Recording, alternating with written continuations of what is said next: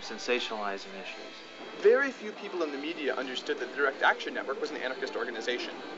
The Direct Action Network's organizing principles were completely based on anarchist models of organizing. Only people that they characterized as anarchists were those that participated in chaos-like activities. Self-proclaimed anarchists with nothing but destruction on their minds. Property destruction isn't violence. They want to. They only call it violence because it hurts the property of the pockets of the rich. The state itself is one of the most violent institutions that has ever been created by human beings.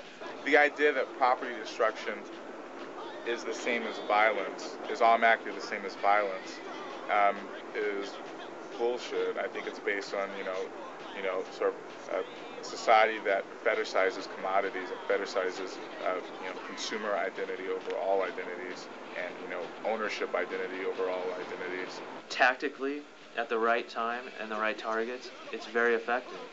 I personally feel that the media will not understand the concept of property destruction. I don't expect the media to understand the tactic of property destruction.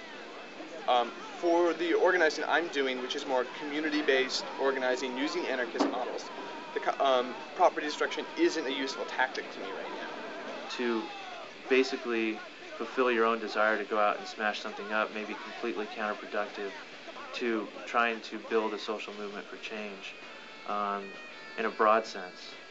I personally am interested in what folks of color have to say about that.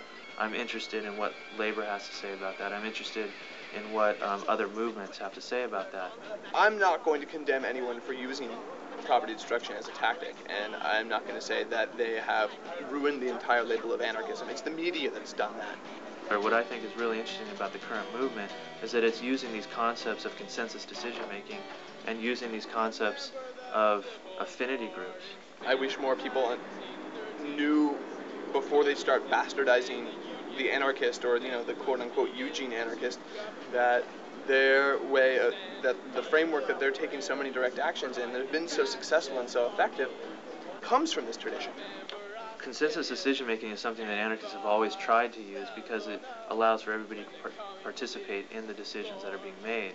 And also the concept of affinity groups allows for people to break out into groups of people that they trust and make decisions, yet be a part of a whole movement. But the affinity groups are autonomous. There's no leader that's saying, okay, this affinity group A, you do this, affinity group B, you do that. The affinity groups themselves decide what they're going to do. And that comes straight out of the Spanish Civil War.